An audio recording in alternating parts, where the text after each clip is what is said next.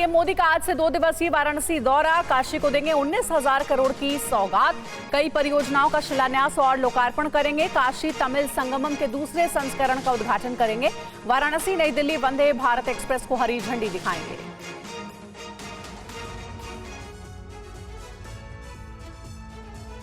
तीन राज्यों में बीजेपी की सरकार के गठन के बाद पहली बार प्रधानमंत्री नरेंद्र मोदी अपने संसदीय क्षेत्र वाराणसी जा रहे हैं। 2 दिवसीय काशी दौरे पर प्रधानमंत्री कई कार्यक्रमों को संबोधित करेंगे। पीएम मोदी वाराणसी के कटिंग मेमोरियल स्कूल मैदान में विकसित भारत संकल्प यात्रा में हिस्सा लेंगे। वहां पीएम आवास, पीएम स्वनिधि, पीएम उज्ज्वला जैसी विभिन्न सरकारी योजनाओं के लाभार्थियों से मिलेंगे। प्रधानमंत्री मोदी वाराणसी में 19,150 करोड़ रुपए से अधिक की कई विकास परियोजनाओं का उद्घाटन और शिलान्यास करेंगे। मोदी 2 दिन वाराणसी में विकसित भारत संकल्प यात्रा में शामिल होंगे। प्रधानमंत्री सर्ववेद महामंदिर और काशी तमिल संगमम 2023 का भी उद्घाटन करेंगे। वाराणसी नई दिल्ली वंदे भारत एक्सप्रेस को हरी झंडी दिखाएंगे। इसके अलावा पीएम एकीकृत पर्यटक पास प्रणाली का शुभारंभ करेंगे। प्रधानमंत्री नरेंद्र मोदी की 2 दिवसीय वाराणसी यात्रा को लेकर पूरी तैयारी कर ली गई है। पीएम मोदी के संसदीय क्षेत्र आने पर उनका भव्य स्वागत किया जाएगा। खुद मुख्यमंत्री योगी आदित्यनाथ वाराणसी के उन जगहों का निरीक्षण कर चुके हैं जहां पीएम मोदी जाएंगे। प्रधानमंत्री नरेंद्र मोदी के वाराणसी दौरे को लेकर काशी में क्या क्या तैयारी है, पीएम किस किस कार्यक्रम में हिस्सा लेंगे, आइए सुनते हैं।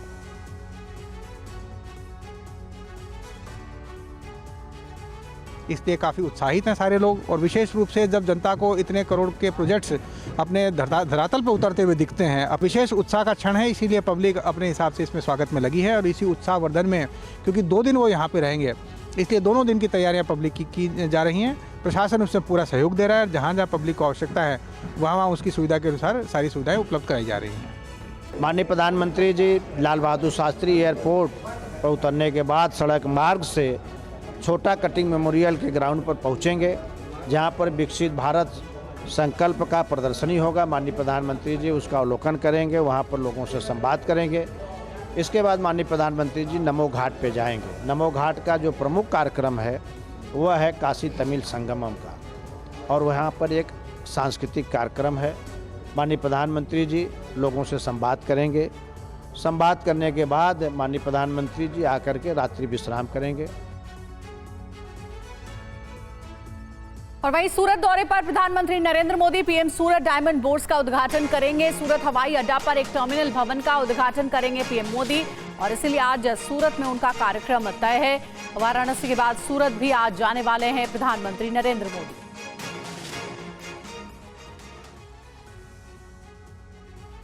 डायमंड सिटी के नाम से मशहूर सूरत को प्रधानमंत्री नरेंद्र मोदी सबसे बड़ा गिफ्ट देने वाले हैं। पीएम मोदी सबसे बड़े कॉर्पोरेट ऑफिस हब सूरत डायमंड बोर्ड्स का उद्घाटन करेंगे। पीएम मोदी डायमंड बोर्ड्स के अलावा सूरत हवाई अड्डे पर एक नए एकीकृत टर्मिनल भवन का उद्घाटन करेंगे। इसके लिए पूरी तैयारी कर ली गई है। माननीय प्रधानमंत्री जी ने इस एयरपोर्ट को इंटरनेशनल एयरपोर्ट का दर्जा दे दिया है। यूनियन कैबिनेट ने इसको अप्रूव कर दिया है। प्रधानमंत्री नरेंद्र मोदी सूरत पहुंचते ही सबसे पहले 10:30 बजे सूरत एयरपोर्ट की टर्मिनल बिल्डिंग का उद्घाटन करेंगे। इसके बाद करीब 11 बजे दुनिया का सबसे बड़ा कार्यालय परिसर यानी सूरत डायमंड बोर्ड्स का भी उद्घाटन करेंगे। SDB भवन 67 लाख वर्ग फुट में बनाया गया है, जो दुनिया का सबसे बड़ा कार्यालय परिसर है। ये भवन खजोद गांव में बनाया गया है। प्रधानमंत्री नरेंद्र मोदी सूरत डायमंड बोर्ड्स के उद्घाटन के बाद यहीं पर एक जनसभा को संबोधित करेंगे। पीएम मोदी के कार्यक्रम को लेकर सुरक्षा के कड़े इंतजाम किए गए हैं। और वहीं मध्य प्रदेश के मुख्यमंत्री मोहन यादव का उज्जैन में भव्य स्वागत किया गया। मोहन यादव ने कहा है कि उज्जैन की जनता पीएम मोदी को दिल में बसाती है और 2024 में फिर से मोदी जी की सरकार बनेगी।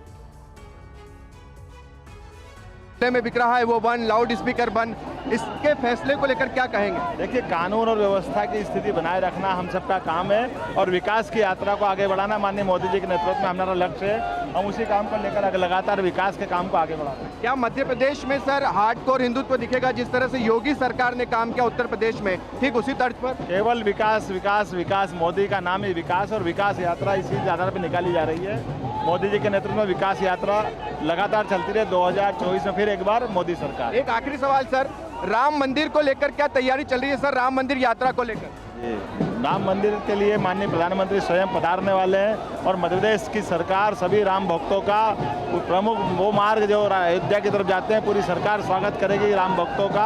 और हम अपने यशस्वी प्रधानमंत्री के साथ राम मंदिर के गर्भगृह के प्रवेश के कार्यक्रम में जुटेंगे। राजस्थान के नए मुख्यमंत्री भजनलाल शर्मा आज दिल्ली पहुंच रहे हैं। संभव है कि पार्टी आलाकमान के साथ बैठक में कैबिनेट विस्तार को लेकर भी चर्चा होगी। पेपर लीक की जांच के लिए SIT, anti gangster task force का गठन और केंद्र की योजनाओं के लिए कमेटी, इन 3 फैसलों को लेकर राजस्थान के सीएम भजनलाल शर्मा चर्चा में हैं। इस बीच बीजेपी के शीर्ष नेताओं के साथ उनकी आज की मुलाकात को शिष्टाचार मुलाकात बताया जा रहा है। हालांकि कयास लगाए जा रहे कि कैबिनेट विस्तार को लेकर भी मुलाकात के दौरान चर्चा होगी। केंद्रीय नेतृत्व की हरी झंडी के बाद मंत्रियों की नियुक्ति होगी। भजनलाल शर्मा को पहली बार विधायक बनने के बाद सीएम की कुर्सी मिली। कुर्सी संभालते ही उन्होंने केंद्र सरकार की योजनाओं को लेकर बड़ा फैसला लिया। उन्होंने इसे अंतिम व्यक्ति तक पहुंचाने के लिए एक मॉनिटरिंग टीम का गठन करने का फैसला कर लिया। यही नहीं, राजस्थान के नए सीएम ने पेपर लीक मामले को लेकर एसआईटी गठित की जाएगी, जो जल्द ही जांच पूरी करेगी। राज्य में कानून व्यवस्था की हालात को भी ठीक करने का भजनलाल शर्मा ने बीड़ा उठाया है। उन्होंने भी यूपी की योगी सरकार की तरह एंटी रोमियो स्क्वाड गठित करने का फैसला किया है।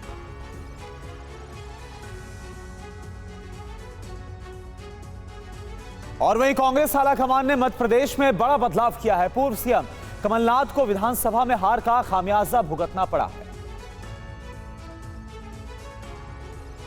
विधानसभा चुनाव में करारी हार के बाद मध्य प्रदेश कांग्रेस संगठन में बड़ा फिर बदलाव किया गया है। कमलनाथ की जगह अब जीतू पटवारी को मध्य प्रदेश कांग्रेस का नया अध्यक्ष बनाया गया है। चौथी बार के विधायक उमंग सिंघार को नेता प्रतिपक्ष की जिम्मेदारी सौंपी गई है, जबकि भिंड के अटेर से विधायक हेमंत कटारे उप नेता प्रतिपक्ष बनाए गए हैं।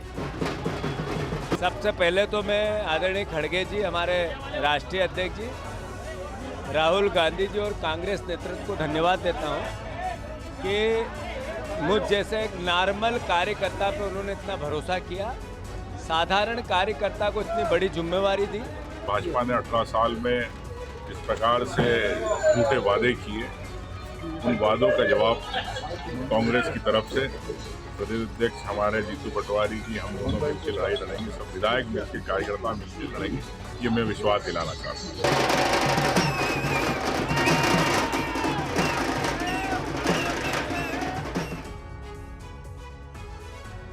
और गृह मंत्री अमित शाह पर आपत्तिजनक टिप्पणी मामले में राहुल गांधी को सुल्तानपुर की अदालत में पेश होना होगा। कोर्ट ने उन्हें 6 जनवरी को हाजिर होने को कहा है।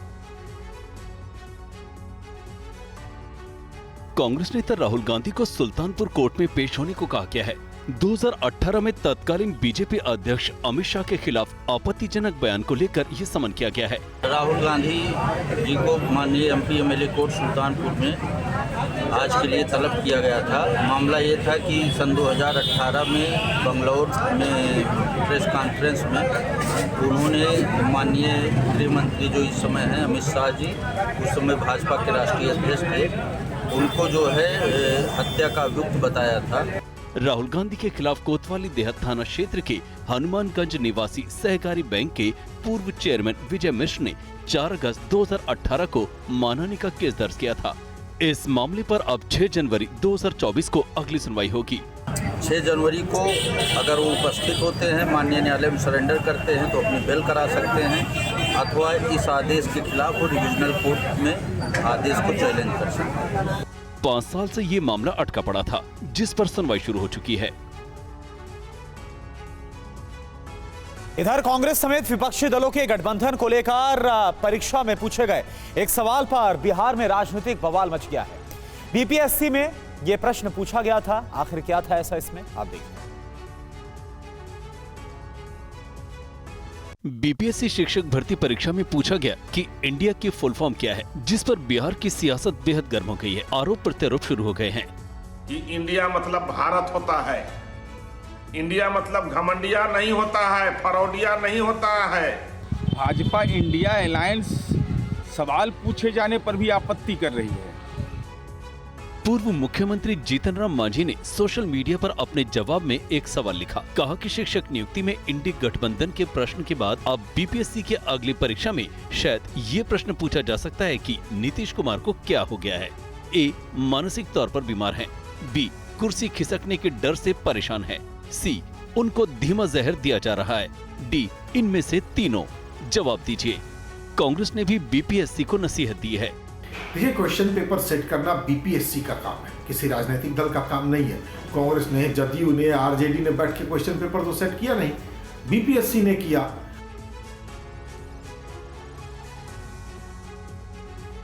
बेलगावी की ताजा घटना पर सियासी घमासान छिड़ा हुआ है। बीजेपी ने कहा है कि पीड़िता को जब तक न्याय नहीं मिल जाता वो उसके साथ खड़ी है।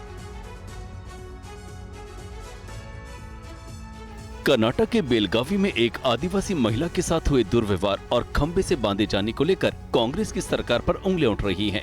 Most casual approach of the Congress party as far as law and order is concerned, Congress government, this has happened, and already NHRC has sent his team and also asked the report. BJP के 5 महिला सांसदों की एक team ने बेलगावी की शर्मनाक घटना की पीड़िता के साथ ही उनके परिजनों और गांव वालों से बात की। यह जघन्य अपराध हुआ और जो सीक्वेंस ऑफ इवेंट्स है और जो परिस्थिति है उसे देखकर हम सब दुखित हैं। बेलगावी घटना पर कर्नाटक के मुख्यमंत्री सिद्धारमैया ने बीजेपी पर घटना को लेकर राजनीति का आरोप लगाया है। उन्होंने कहा कि राज्य के गृह मंत्री ने पीड़िता से मुलाकात की, आरोपियों को तुरंत गिरफ्तार कर लिया गया है, उन्हें सख्त सजा दी जाएगी। क्राइम किया है उसका बैकग्राउंड जो है वो कांग्रेस पार्टी का है। वो यहाँ पर कोई ना कोई यहाँ पर डिस्ट्रिक्ट का कोई प्रधान है और जो यहाँ के मिनिस्टर हैं उनके साथ भी उनका कोई ना कोई एफिलिएशन है। और इस बीच कर्नाटक हाईकोर्ट ने बेलगावी हमले की पीड़िता से लोगों के मिलने पर रोक लगा दी है। हफ्ते भर बाद बेलगावी की घटना ने जिस तरह से तूल पकड़ा है, उसके बाद कर्नाटक हाईकोर्ट ने सख्त आदेश जारी किया है। मुख्य न्यायाधीश प्रसन्ना बी वराले ने अपने आदेश में कहा है कि महिला जिस आघात से गुजर रही है उसे ध्यान में रखते हुए लोगों के उससे मिलने पर रोक लगाई जानी चाहिए। न्यायालय आमतौर पर किसी भी व्यक्ति की आवाजाही की स्वतंत्रता को प्रतिबंधित नहीं करना चाहेगा। हालांकि इस तथ्य पर विचार करते हुए कि पीड़ित को असहनीय आघात का सामना करना पड़ा है, हमारी राय है कि आगंतुकों के आने से पीड़िता की स्वास्थ्य स्थिति प्रभावित हो सकती है और उपचार में बाधा उत्पन्न हो सकती है। घटना के बाद से लड़का लड़की का अब तक पता नहीं चला है। कर्नाटक के गृह मंत्री जी परमेश्वर ने कहा है कि वो उन्हें खोजने की कोशिश कर रहे हैं। They have brought that lady to the hospital. We have registered a case. We have already arrested about 7 people, and further investigation is going on. We are also trying to find where this boy and the girl have ran away. संसद smoke कांड पर Lok Sabha speaker Om Birla ने जताई है चिंता। Speaker ने सांसदों के गतिरोध दूर करने की अपील की है। चिट्ठी में सदन से पूछा है कि क्या ये गतिरोध टूटेगा।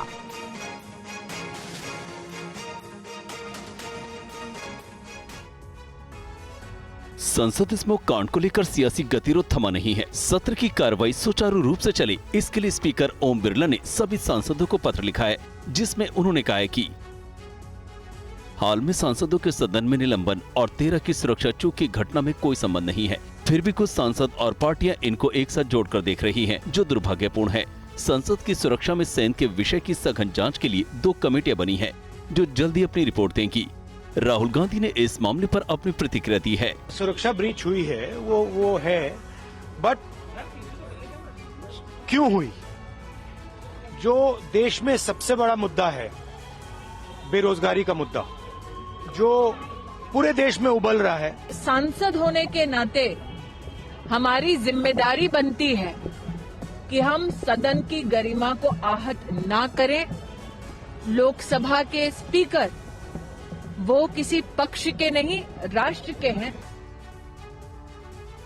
और देखिए, इस बीच एक और बड़ी खबर। संसद स्मोक कांड के आरोपियों से दिल्ली पुलिस की पूछताछ जारी है। पुलिस ने खुलासा किया है और यह बड़ा खुलासा है जो सामने आ रहा है। देश में अराजकता पैदा करना चाहते थे आरोपी, यह खुलासा हो रहा है।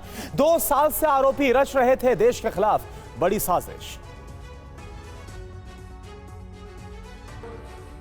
संसद स्मोक कांड के 6ठे आरोपी महेश कुमावत को दिल्ली पुलिस ने कल पटियाला हाउस कोर्ट में पेश किया। उसकी 15 दिनों की रिमांड मांगी गई। कोर्ट के एडिशनल सेशन जज डॉक्टर हरदीप कौर ने आरोपी को 7 दिनों की पुलिस रिमांड में भेज दिया। सुनवाई के दौरान दिल्ली पुलिस की ओर से पेश हुए वकील ने कोर्ट में कहा कि महेश कुमावत अपने साथी ललित झा के साथ डिजिटल साक्ष्य को नष्ट करने में शामिल था।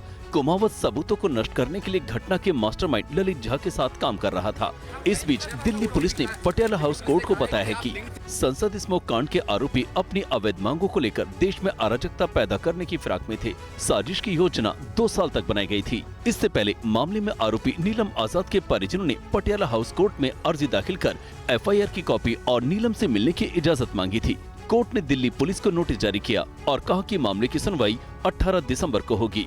आपको बता दें कि इस मामले में कोर्ट पहले ही 5 आरोपियों नीलम आजाद, अमोल, सागर शर्मा, मनोरंजन D और ललित झा को 7 दिनों की पुलिस हिरासत में भेज चुकी है।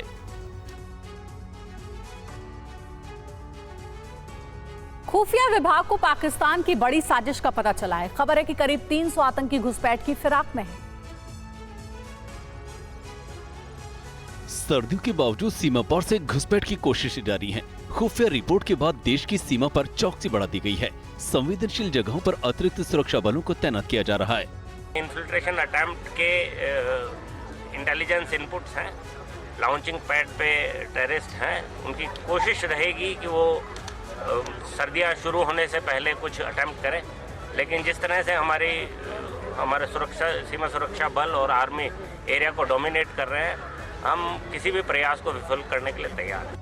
अशोक यादव ने ये भी बताया कि पाकिस्तान के आतंकी संगठन नए साल के मौके पर गड़बड़ी फैलाने की फिराक में है। BSF को भरोसा है कि पिछले कुछ सालों में सुरक्षा बलों और कश्मीर के लोगों के बीच जुड़ाव बढ़ा है, जो उनकी सबसे बड़ी ताकत है। इस बीच जम्मू कश्मीर में 24 घंटे के अंदर सुरक्षा बलों और आतंकियों के बीच 2 एनकाउंटर हुए, जिसमें 6 आतंकी मारे गए थे।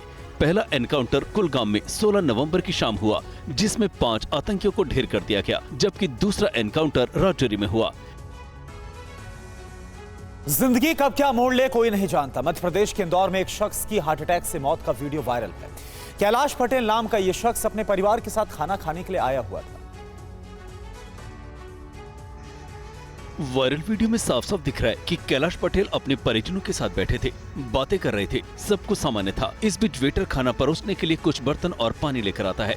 इस बीच जो कुछ होता है वो किसी अनहोनी से कम नहीं। कुर्सी पर बैठे बैठे कैलाश अपने सीने के पास हाथ ले जाते हैं, जैसे कि उन्हें दर्द की शिकायत होती है, और अगली पल टेबल पर वो निढाल होने लगते हैं। लोग कुछ समझ नहीं पाते और देखते देखते कैलाश कुर्सी से गिर जाते हैं। परिजन उन्हें उठाने की कोशिश करते हैं, चीख पुकार मच जाती है। उन्हें इलाज के लिए ले जाया जाता है, लेकिन अस्पताल में उन्हें डॉक्टरों ने मृत घोषित कर दिया। बताया जाता है कि कैलाश पटेल को साइलेंट अटैक की शिकायत हुई, इसकी वजह से उनकी मौत हो गई। सोशल मीडिया पर कैलाश के खाने के टेबल पर हुई मौत का वीडियो वायरल है। इंदौर के एक होटल में खाना खाने गए व्यक्ति को आया अटैक, हुई मौत। घटना का वीडियो सोशल मीडिया पर वायरल। इंदौर के एक होटल का वीडियो बताकर किया जा रहा है। सोशल मीडिया पर वायरल मृतक का नाम कैलाश पटेल बताया जा रहा है। फिलहाल घटना का वीडियो हो रहा है सोशल मीडिया पर जमकर वायरल।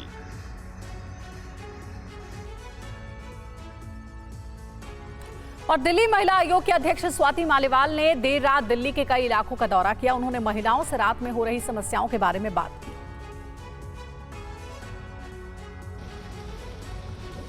दिल्ली महिला आयोग की प्रमुख स्वाति मालीवाल लगातार रात में दिल्ली की सुरक्षा व्यवस्था का जायजा ले रही हैं। स्वाति मालीवाल से लोगों ने शिकायत की थी, रात में कई बस स्टॉप और सड़कों पर लाइट नहीं रहती है। मालीवाल ने खुद बपरौला और बक्करवाला बस स्टॉप का निरीक्षण किया तो पाया कि यहाँ बहुत अंधेरा रहता है। उस पोल पे भी लाइट लगी हुई है, उसके आगे भी लाइट लगी हुई है, पर जल कोई नहीं रही। हाँ देख लो, सारा लाइट लगी हुई है, जल नहीं रही। किसी ना किसी की तो जिम्मेदारी फिक्स होनी चाहिए ना।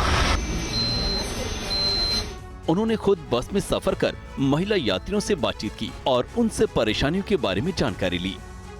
दिल्ली के बस स्टॉप्स में ऐसे कई बस स्टॉप्स हैं जहां पे लाइट ही नहीं है और कई सड़कें हैं जहां पे लाइट नहीं है। आज हमने बपरोला में इंस्पेक्शन करा, अभी मैं बपरोला में ही खड़ी हुई हूँ। बकरवाला बस स्टॉप पे हमने इंस्पेक्शन करा और वहाँ पे बिल्कुल गुप अंधेरा था। यहाँ पे भी बिल्कुल अंधेरा है, देख सकते हैं कि कैसे कुछ दिख ही नहीं रहा है यहाँ पे। कल माता वैष्णो देवी के दरबार में जमकर बर्फबारी हुई। इस बीच श्रद्धालुओं की संख्या 2013 के रिकॉर्ड को तोड़ने की कगार पर पहुंच गई है। माता वैष्णो देवी के दरबार में कल खूब बर्फबारी हुई। ये इस साल की दूसरी बर्फबारी है। त्रिकुट पहाड़ पर हुई बर्फबारी का श्रद्धालुओं ने खूब लुत्फ उठाया। ठंड के बावजूद माता वैष्णो देवी दर्शन के लिए पहुंचे श्रद्धालुओं ने 2022 का रिकॉर्ड तोड़ दिया है। नए साल तक भक्तों के लगातार पहुंचने पर व्यापारिक वर्ग में खुशी की लहर है। साथ ही श्राइन बोर्ड ने भी श्रद्धालुओं की सुविधाओं में इजाफा किया है। 2022 में कुल 91,24,970 श्रद्धालु मां वैष्णो देवी के दरबार पहुंचे थे। वहीं 16 दिसंबर यानी शनिवार शाम 6 बजे तक 91,20,500 श्रद्धालु मां वैष्णो देवी भवन की ओर प्रस्थान कर चुके थे। जिस तरह से मां वैष्णो देवी की यात्रा को लेकर श्रद्धालुओं का उत्साह बना हुआ है, उम्मीद है कि आने वाले एक सप्ताह के भीतर यानी कि 25 दिसंबर तक साल 2013 का भी यात्रा का रिकॉर्ड टूट जाएगा, क्योंकि साल 2013 में कुल 93,23,647 श्रद्धालु मां वैष्णो देवी के दरबार पहुंचे थे।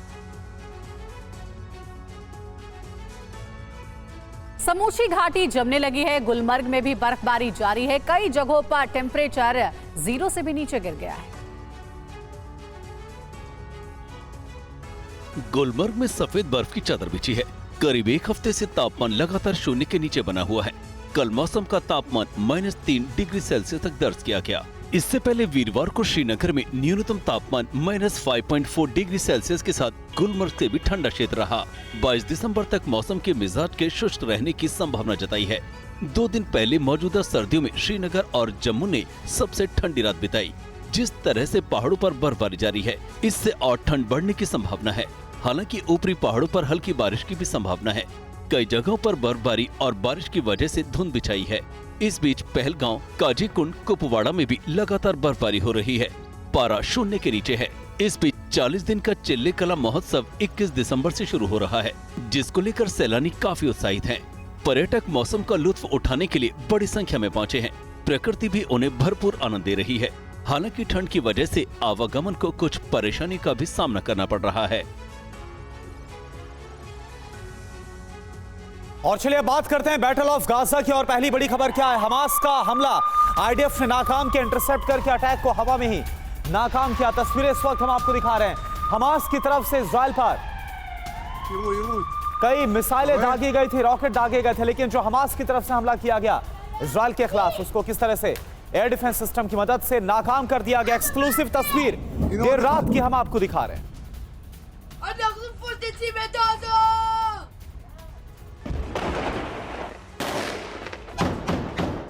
गाजा की धरती पर इजराइल और हमास के बीच सबसे खतरनाक जंग शुरू हो गई है। पिछले 72 दिनों से गाजा में बारूद बरस रहे हैं। इजरायली तोपें जंगी मैदान में हमास के ठिकानों को नेस्तनाबूद कर रही है। गाजा में जारी खूनी खेल में अब तक 19,000 से ज्यादा लोग मारे गए हैं। अब तक न ही हमास हथियार डाल रहा है और न ही इजरायली सेना बम बरसाना बंद कर रही है। इमारतें जमींदोज हो रही हैं। गाजा पट्टी में हर तरफ धुएं का गुबार दिख रहा है। दक्षिण गाजा में आईडीएफ ने कहर बरपाया है। इजरायली सेना ने हमास के हथियार गोदाम पर बारूदी बारिश कर तबाह कर दिया है। जबरदस्त हमले के बाद हमास का कंट्रोल सेंटर तबाह हो गया। राफा इलाके में मौजूद हमास के कई पोस्ट ध्वस्त हो गए। उत्तरी गाजा के जबालिया में आईडीएफ भीषण एयर स्ट्राइक की है। फिलिस्तीनी मंत्रालय का दावा है कि इजरायली हमले में कई लोग मारे गए हैं। मरने वालों में महिलाएं और बच्चे शामिल हैं। सिनवार के गढ़ खान यूनिस में आर पार की लड़ाई जारी है। खान यूनिस में आमने सामने की जंग में हमास के कई लड़ाके मारे गए हैं। खबर है कि हमले में हमास के कमांडर की भी मौत हो गई है। और आईडीएफ को मिली हमास की लॉन्चिंग साइट। शज़ैया इलाके में लॉन्चिंग साइट मिली है। रॉकेट फायर करने की लॉन्चिंग साइट मिली है। तो शज़ैया इलाके में लॉन्चिंग साइट आईडीएफ को मिली है। यह हमास की लॉन्चिंग साइट बताई जा रही है और इसका वीडियो जारी किया गया है।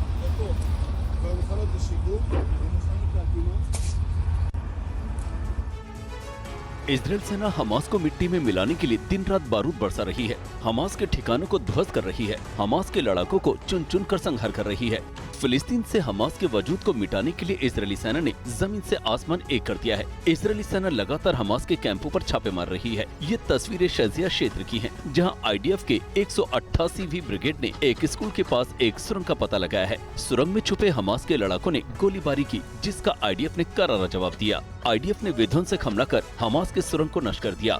दूसरी तस्वीर भी शज़िया इलाके की है। आईडीएफ ने यहाँ छापेमारी की तो हमास की साजिश का पर्दाफाश हुआ। हमास के रॉकेट लॉन्च साइट को पता लगाकर उसे नष्ट कर दिया गया। पिछले कई दिनों से इजरायली सेना ने शैसिया में हमास के खिलाफ अभियान चलाया हुआ है। शैसिया में छिपे हमास के लड़ाकों और उसके ठिकानों पर हमला बोल रही है। IDF शैसिया के इमारतों में अड्डा बनाए हमास के लड़ाकों को ढूंढने के लिए दिन रात ऑपरेशन चला रही है। हमास ने स्कूलों, कॉलेजों, शैक्षणिक संस्थानों और विभिन्न नागरिक संस्थानों में भारी मात्रा में हथियार छुपाए हुए हैं। और देखिए इस बीच एक और बड़ी खबर, गाजा के कमाल अल अदवान अस्पताल में IDF का बड़ा ऑपरेशन देखने को मिला। कमाल अल अदवान अस्पताल से 90 लड़ाके गिरफ्तार किए गए। 7 अक्टूबर के हमले में शामिल कई लड़ाके गिरफ्तार किए गए।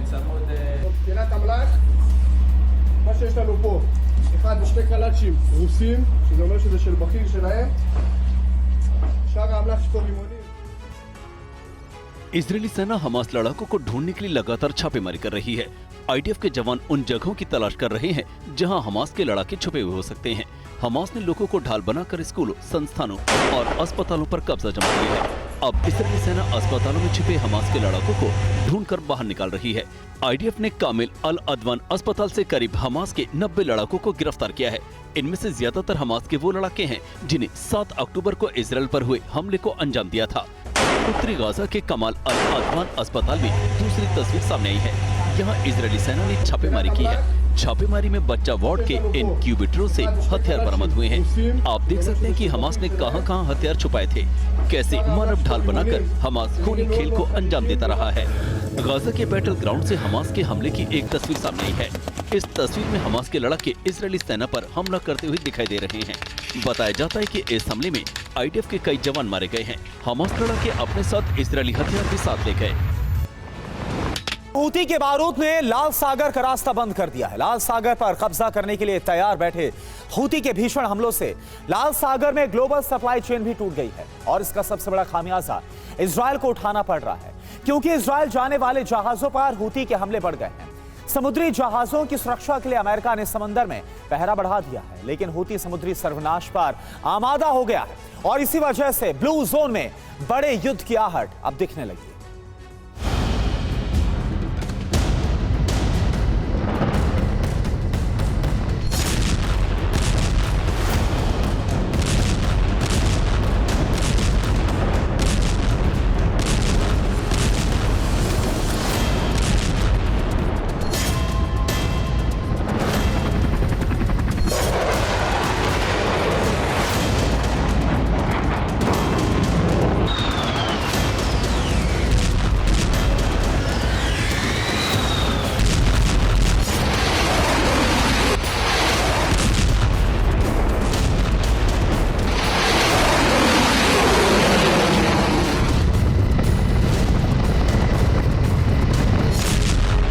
लाल सागर खोल रहा है।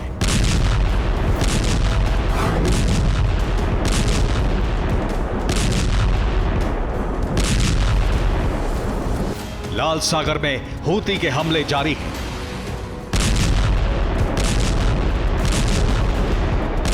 पिछले 48 घंटों में हूती ने लाल सागर में समुद्री जहाजों पर कई बड़े हमले किए हैं। हूती ने लाल सागर में लाइबेरिया से आ रहे जहाज पर हमला किया। जहाज लाइबेरिया से इजराइल जा रहा था। हूती ने जर्मन कंपनी के जहाज पर भी हमले किए। लाल सागर में जर्मन जहाज पर हूती ने बैलिस्टिक मिसाइल से हमले किए।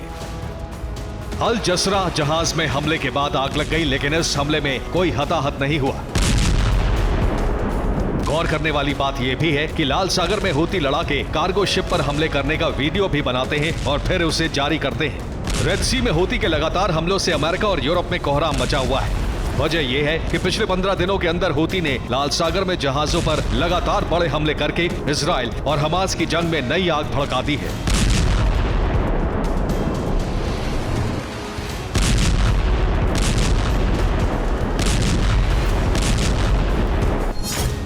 चौदह दिसंबर जर्मन जहाज पर हमला, 4 दिसंबर बहामास के जहाज पर हमला, 26 नवंबर इजरायली शिप सेंट्रल पार्क को अगवा किया, 25 नवंबर इजरायली शिप पर ड्रोन से हमला किया।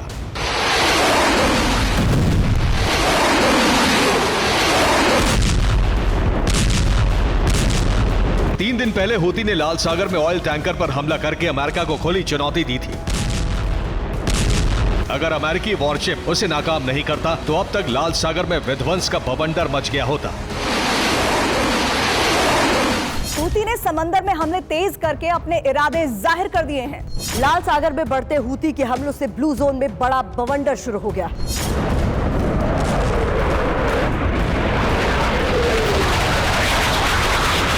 अभी तक लाल सागर में हूती के हमलों को अमेरिका नाकाम करता आ रहा था। अमेरिका लाल सागर से गुजरने वाले जहाजों की सुरक्षा कर रहा था, लेकिन लगातार हमलों के बाद अमेरिका ने हूती पर लगाम लगाने के लिए लाल सागर से लेकर भूमध्य सागर तक फंदा तैयार कर लिया है, जिससे हूती के मंसूबे को फेल किया जा सके।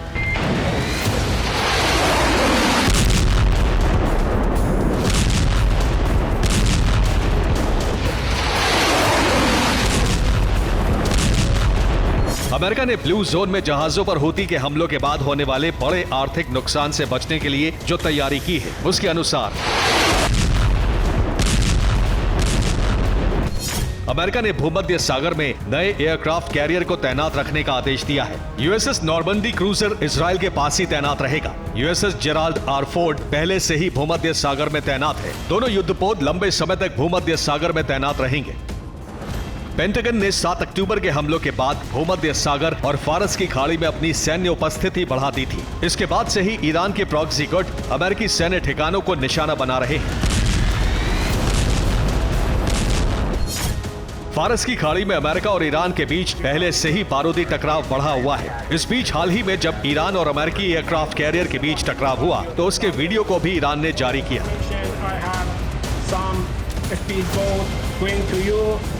Advise you to keep your helicopter away from my vessel. Over.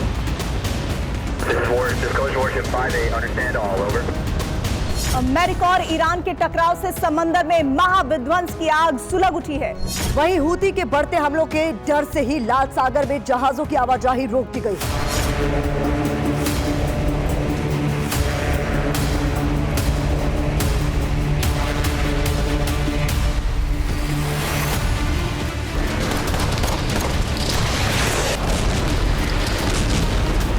Blue zone में हूती के बढ़ते हमलों से शिपिंग कारोबार पर सबसे ज्यादा असर पड़ा है। लाल सागर में हूती के रेड सिग्नल और उसके बढ़ते हमलों के बाद शिपिंग कंपनियों ने रेड सी रूट से इजराइल का कारोबार रोक दिया है। मर्स्क और हपाग लॉयड शिपिंग कंपनी ने रेड सी रूट से शिपिंग रोक दी है। जहाजों को अब पूरे अफ्रीका का चक्कर लगाकर आना पड़ रहा है। इससे जहाजों के परिवहन का समय बढ़ गया है। ट्रांसपोर्ट की लागत भी बढ़ गई है। कंपनियों को इजराइल जाने वाले जहाजों के लिए बीमा की लागत भी बढ़ानी पड़ी है। कुल मिलाकर पहले से ही दबाव में चल रही इजरायली अर्थव्यवस्था पर काफी बोझ बढ़ गया है। उधर अफ्रीका की ओर से आने वाले जहाजों पर भी हमले का डर है, क्योंकि अफ्रीका वाले रूट से गुजरने वाले जहाजों को सोमालिया के लुटेरों का भी सामना करना पड़ सकता है। खास बात यह है कि कंबाइंड टास्क फोर्स की मौजूदगी उस इलाके में काफी कम है। ऐसे में रेड सी रूट को कारोबार के लिए काफी इस्तेमाल किया जाता है। लेकिन हूती ने धमकी दी है कि अगर इजरायली पोर्ट की तरफ कोई भी जहाज जाएगा तो हूती उन्हें निशाना बनाएगा। हूती के हमलों की आग अब लाल सागर से दूसरे समंदरों में भी फैल रही है। वहीं फारस की खाड़ी से लेकर भूमध्य सागर तक हूती के खिलाफ किसी बड़े ऑपरेशन से अमेरिका भी फिलहाल बच रहा है। हूती के हमलों के बाद से लाल सागर से जहाज गुजरने बंद हो गए हैं। अरब और यूरोपीय देशों के पोर्ट पर माल से लदे जहाज खड़े हैं। जानकारों का मानना है कि सबसे ज्यादा नुकसान अरब देशों को ही होगा, क्योंकि ऑयल टैंकर इसी रूट से होकर जाते हैं। लाल सागर में हूती कब्जा करना चाहता है। अगर ऐसा हुआ तो वो दुनिया को बड़े आर्थिक संकट में डाल सकता है। यही वजह है लाल सागर में टास्क फोर्स की मदद के लिए कई देशों ने अपने जहाज भेजे हैं।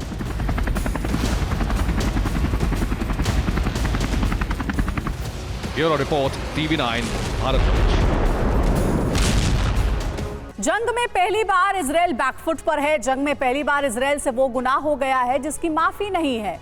जंग में इजराइल ने वो भूल कर दी है जिससे वो अपने ही लोगों के निशाने पर आ गया है। दरअसल भूल से आईडीएफ ने उन लोगों को मार दिया है जो हमास की कैद से भागने की कोशिश कर रहे थे। जैसे ही इजराइल को अपनी गलती का एहसास हुआ, बेंजामिन नेतन्याहू ने अपनी कैबिनेट के बड़े बड़े मंत्री सफाई देने में लगा दिए। उन्हें खुद इसका अफसोस जताना पड़ा कि आखिर कैसे इजराइल की इस भूल से व्हाइट हाउस तक हिल गया। देखिए स्पेशल रिपोर्ट, आईडीएफ ने मारे बंधक, बेंजामिन की कुर्सी पर संकट।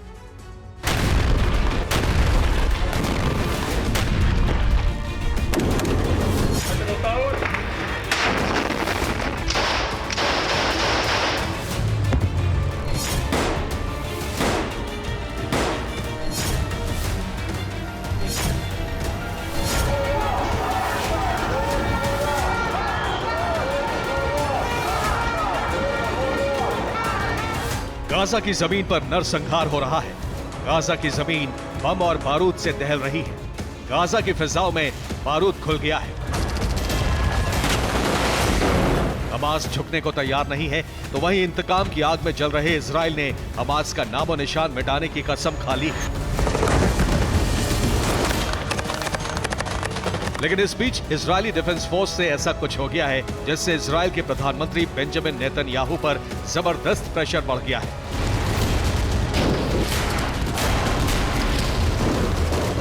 इजराइल डिफेंस फोर्स से वो गुनाह हो गया है कि इजराइल की पूरी कैबिनेट से जवाब देते नहीं बन रहा।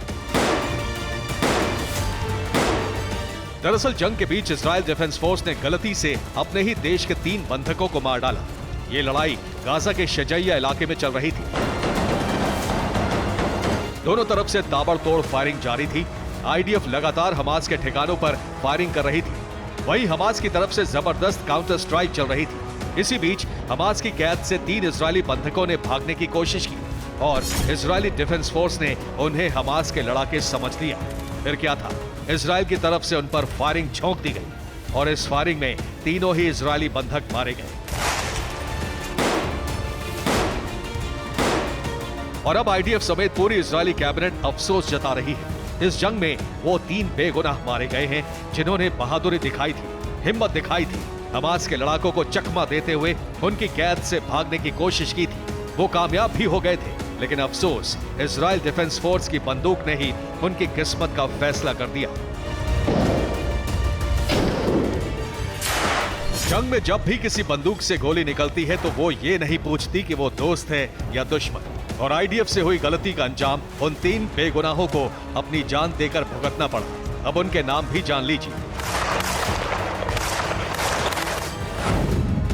योताम हाई हमास ने कफर अजा से बंधक बनाया था। समर तलाल का हमास ने नीरम से बंधक बनाया था। एलोन शमरीज जगह का पता नहीं। इन तीनों की मौत के बाद आईडीएफ के प्रवक्ता रियल एडमिरल डैनियल हैगरी इस दर्दनाक खबर के साथ सामने आए। जैसे ही डैनियल हैगरी ने पूरे देश को 3 बेगुनाहों की मौत के बारे में बताया, चारों तरफ हड़कंप मच गया। इजराइल के अलग अलग हिस्सों से लोग सड़कों पर उतरने लगे। पूरे देश से बंधकों की वापसी का दबाव बढ़ने लगा और इजराइल के पीएम नेतन्याहू को खुद इसकी सफाई देनी पड़ी।